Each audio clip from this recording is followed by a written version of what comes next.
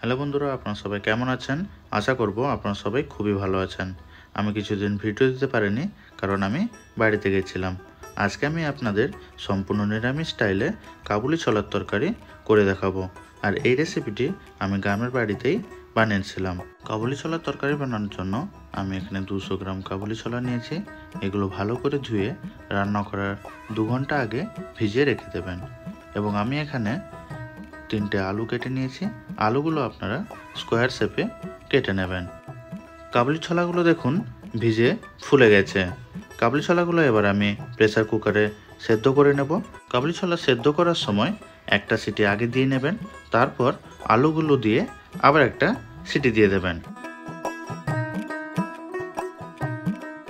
এবার এর মধ্যে হাফ চা চামচ হলুদ গুঁড়ো এবং 1 চা চামচ লবণ দিয়ে ঢাকা লাগিয়ে একটা সিটি দিয়ে দেব।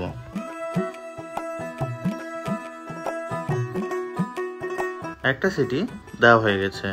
এবার ঢাকনা খুলে আমরা যে আলুগুলো কেটে রেখেছিলাম সেই আলুগুলো এর মধ্যে দিয়ে দেব এবং অল্প পরিমাণ লবণ দিয়ে দেব। তারপর আবার একটা সিটি আমরা দিয়ে নেব। দিলেই কিন্তু আমাদের পারফেক্টলি আলু এবং ছোলা ভালোভাবে সেদ্ধ হয়ে যাবে। সব কিছু সেদ্ধ হয়ে যাওয়ার পর আমরা একটা কড়াইতে সরষের তেল নিয়ে নেব। তেল গরম হয়ে গেলে 1 চা চামচ গোটা জিরে, 2টো শুকনো লঙ্কা এবং 2টো তেজপাতা দিয়ে দেব।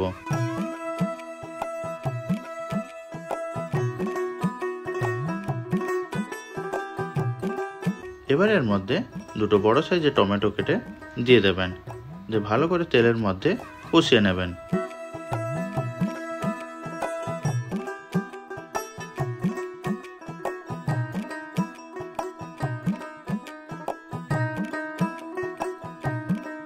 টমেটো হালকা নরম হয়ে এলে আমি এখানে 1 চা চামচ হলুদ গুঁড়ো এবং 2 চা চামচ কাশ্মীরি লঙ্কা গুঁড়ো দিয়ে দেব।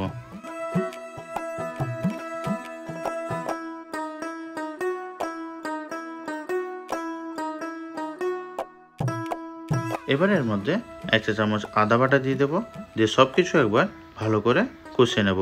কষানোর সময় যদি কড়ার নিচে লেগে যায় তাহলে আপনারা অল্প পরিমাণ জল দিয়ে মশলাটা কষিয়ে নেবেন। মশলা কষানোর সময় স্বাদ মতন লবণ দিয়ে দেবেন।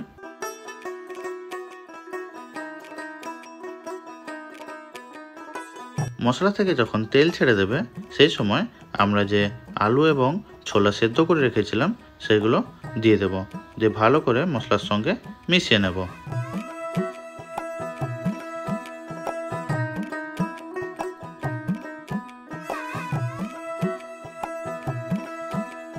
সব কিছু মেশানো হয়ে গেলে আমি এখানে 4টে কাঁচা লঙ্কা মাঝখান থেকে কেটে দিয়ে দিয়েছি এবং পরিমাণ মতন আপনারা চিনি দিয়ে দেবেন যাতে তরকারি একটু মিষ্টি ভাব থাকে। যেহেতু নিরামিষ তরকারি তাই অল্প একটু মিষ্টি ভাব থাকার জন্য আপনারা অল্প পরিমাণ চিনি দিয়ে দেবেন। তারপর জল দিয়ে 10 থেকে 15 মিনিট আপনারা ফুটিয়ে নেবেন। তরকারি নামানোর সময় হাফ চা চামচ গরম মশলা গুঁড়ো দিয়ে দেবেন, এতে তরকারির স্বাদ দ্বিগুণ হয়ে যায়। এবার কিন্তু আমাদের পারফেক্টলি কাবুলি ছোলার তরকারি তৈরি হয়ে গেছে। এই তরকারি আপনারা রুটি অথবা লুচির সঙ্গে খেয়ে দেখবেন, খুবই দুর্দান্ত লাগে। আজকের মতন এখানেই আমি ভিডিওটা শেষ করছি। আপনার যদি ভিডিওটা ভালো লেগে থাকে আপনারা অবশ্যই কমেন্ট করবেন এবং আপনারা সবাই ভালো থাকবেন, সুস্থ থাকবেন।